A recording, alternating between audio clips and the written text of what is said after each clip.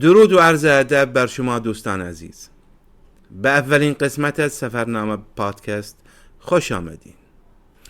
اینجا جایی است که تاریخ را نه با گرد کتاب بلکه با دل افسانه ها، واقعیت ها، جنگ ها و رؤیاهای کهن سفر می کنیم، با چشمی باز، بیدار و ذهنی بی تعصب.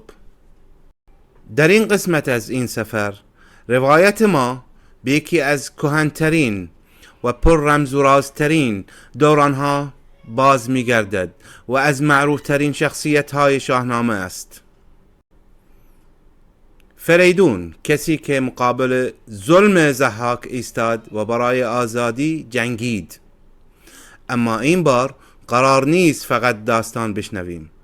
ما به دیدار فریدون می‌رویم، با او گفتگو می‌کنیم، از زبان خودش، از رنج، از تبعید، از بیداری و از آنچه امروز پس از قرنها هنوز به ما مربوط است. پس با من همراه باشید، سفر ما همین الان آغاز می شود.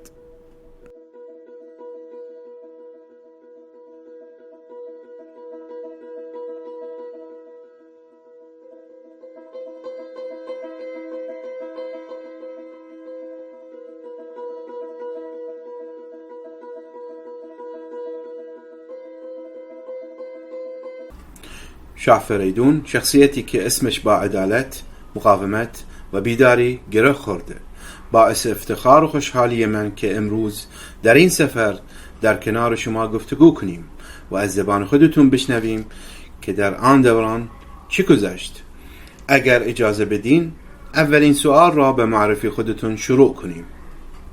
من فریدونم، فرزند آبتین از نسل جمشید. در روزگاری به دنیا آمدم که سایه ظلم آسمان را پوشانده بود. ضحاک پادشاهی بود با مارهایی بر دوش که برای زنده نگه داشتن آن مارها مغز جوانان این سرزمین را هر روز طلب می کرد. من در تبعید بزرگ شدم، در کوههای البرز. اما وقتی مردم دیگر تاب نیاوردند و کاوه آهنگر، پدر رنج کشیده‌ای که فرزندانش را از دست داده بود، فریاد زد و بر ظلم شورید، من از سایه بیرون آمدم. با کمک او و مردم ضحاک را در کوه دماوند به بند کشیدیم و عهد بستم که تاج را نه برای قدرت بلکه برای عدالت بر سر بگذارم. حکومتی که نه با خون بلکه با صدای مردم شکل گرفت. آیا شما حقیقتی یا افسانه؟ روزی من حقیقت بودم. انسانی با گوشت و خون، با درد و امید، با شمشیر و رویا. اما داستان من از نسلی به نسل دیگر رسید، مثل آتشی که در دل شب میچرخد و خاموش نمی شود. و آنگاه که حقیقت در مه زمان گم می شود، افسانه متولد می گردد. امروز من دیگر تنها یک انسان نیستم. من نمادم، درسیم برای آیندگان. این است معنای افسانه، جاودانگی در دل خاطره ها. ضحاک چطور تونست به قدرت برسه؟ چطور مردم را مطیع خودش کرد؟ با فریب شروع کرد.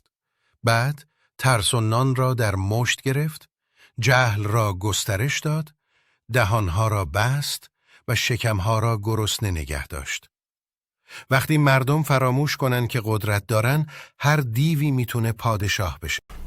چرا در دوران ظلم ضحاک سالها در خفا ماندی و قیام نکردی؟ گاهی سکوت فریاد آینده است. من در حال شکل گیری بودم. در دوران ظلم اگر آگاهی در میان مردم نباشد، قیام به فاجعه می انجامد. اما وقتی آهنگر برخاست، آن زمان بود که آتش بیداری در دلها شعله ور شد. بدون مردم هیچ شمشیری توان مقابله با مارهای ظلم را ندارد. پیروزی حاصل اتحاد است. حاصل فریادی است که از دل ظلم و رنج و بی عدالت برخاست. و کاوه، اون آهنگر، از کجا آمد؟ چرا قیام کرد؟ مردی از دل مردم، بی سلاح جز صدایش. نه پادشاه بود نه سردار، فقط پدری که پسراش در قربانی‌های ضحاک از دست داده بود. از دل رنج فریاد شد و فریادش پرچم شد و پرچمش امید یک ملت. وقتی قدرت را به دست گرفتی، چرا به جای انتقام راه عدالت را انتخاب کردی؟ اگر خون را با خون پاسخ دهیم، ضحاکی دیگر خواهیم شد. چون دیده بودم که ضحاک از دل نفرت زاده شد. اگر به جای ساختن ویران می کردم، ادامه همان کابوس بودم. من آمده بودم نه برای تسخیر تاج، بلکه برای درمان زخم. انتقام آسان است، اما عدالت دشوار، اما ماندگار است. امروز اگر در کنار ما بودی در برابر ظلم چی می کردی؟ امروز مارها دیگر بر دوش نیستند. در رسانند، در قانونند، در لباس دینند. اگر من بودم با قلم، با آگاهی، با اتحاد، ضحاک زمانه را بی نقاب می کردم. فرزند ایران، سخن پایانیت برای نسل ما چیست؟ شما وارثان زخم من و امید من هستید. شما وارثان کاوه‌اید. خاموشی را شکست دهید. نگذارید که تاریخ تکرار ضحاک باشد. نور را از دل تاریکی باید بیرون کشید. به قول خودتان ما زنده ایم تا وقتی که بیدار باشیم.